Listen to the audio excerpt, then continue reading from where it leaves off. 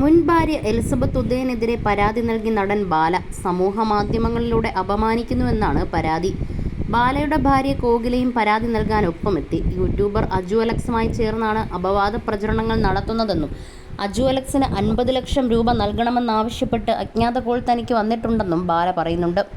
കഴിഞ്ഞ ദിവസങ്ങളിലായി ബാലയ്ക്കെതിരെ എലിസബത്ത് ഗുരുതര ആരോപണങ്ങൾ ഉന്നയിച്ചിരുന്നു. താൻ ലൈംഗികമായി പലതവണ പീഡിപ്പിക്കപ്പെട്ടെന്നും മുറിയിൽ പൂട്ടിയിട്ടെന്നും പലതവണ മർദ്ദിച്ചെന്നും എലിസബത്ത് ആരോപിച്ചു. പിന്നാലെ ബാലയുടെ വാദങ്ങൾ ഓരോന്നായി ഇല്ലാതാക്കിക്കൊണ്ട് വെളിപ്പെടുത്തലുകളും നടത്തി. ആദ്യ ഭാര്യ അമൃത സുരേഷിനെ ബാല നിരന്തരം ശല്യപ്പെടുത്തിയതിനെക്കുറിച്ചും എലിസബത്ത് സംസാരിച്ചിരുന്നു. ഇതോടെയാണ് പരാതിയുമായി ബാല മുന്നോട്ട് വന്നിരിക്കുന്നത്. അമ്മയുടെ പ്രായത്തിലുള്ളവരോട് എനിക്ക് ലൈംഗിക താല്പര്യമുണ്ടെന്ന് പറഞ്ഞു. ഇങ്ങനെയൊരു ഡോക്ടർ സംസാരിക്കുമോ? അല്ലെങ്കിൽ മെൻ്റൽ പേഷ്യൻ്റ് സംസാരിക്കുമോ? മറ്റൊരാളുടെ കുടുംബത്തിലേക്ക് കയറുമ്പോഴാണ് പ്രശ്നങ്ങൾ പേഴ്സണലാകുന്നത്.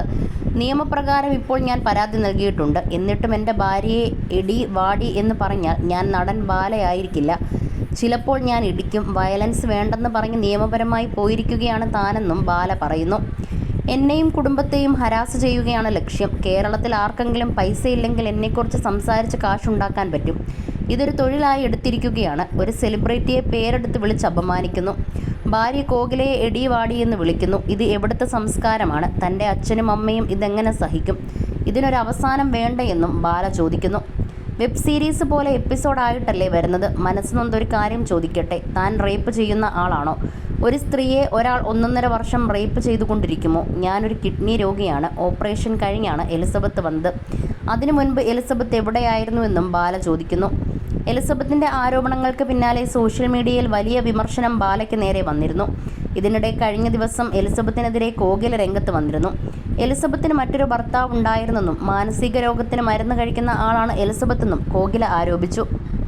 ബാലയും കോകിലയും തന്നെ ഭീഷണിപ്പെടുത്തുന്നുണ്ടെന്നാണ് എലിസബത്തിൻ്റെ ആരോപണം. ബാല നിയമപരമായി മുന്നോട്ട് പോകുകയാണെങ്കിൽ എലിസബത്തും വിട്ടുകൊടുക്കില്ലെന്ന് ഉറപ്പാണ്. തൻ്റെ ആരോപണങ്ങൾക്ക് തെളിവുകളുണ്ടെന്നും ആവശ്യം വന്നാൽ ഇത് നിയമത്തിന് മുന്നിൽ കൊണ്ടുവരുമെന്നും എലിസബത്ത് നേരത്തെ പറഞ്ഞിരുന്നു. ഇനി ഭയന്നിരിക്കാനില്ലെന്നും എന്തു വന്നാലും നേരിടുമെന്നും എലിസബത്ത് വ്യക്തമാക്കിയതാണ്. ലൈംഗിക പീഡനം, ഗാർഹിക പീഡനം, വിവാഹേതര ബന്ധങ്ങൾ തുടങ്ങി ബാലയ്ക്കെതിരെ എലിസബത്ത് ഉന്നയിക്കുന്ന ആരോപണങ്ങൾ ഏറെയാണ്. ഇത് പോലീസിന് മുന്നിലെത്തിയാൽ ബാലയ്ക്ക് തന്നെ വിനയാകും. നേരത്തെ ആദ്യ ഭാര്യ അമൃത സുരേഷും ബാലയ്ക്കെതിരെ സമാന ആരോപണങ്ങൾ ഉന്നയിച്ചിരുന്നു.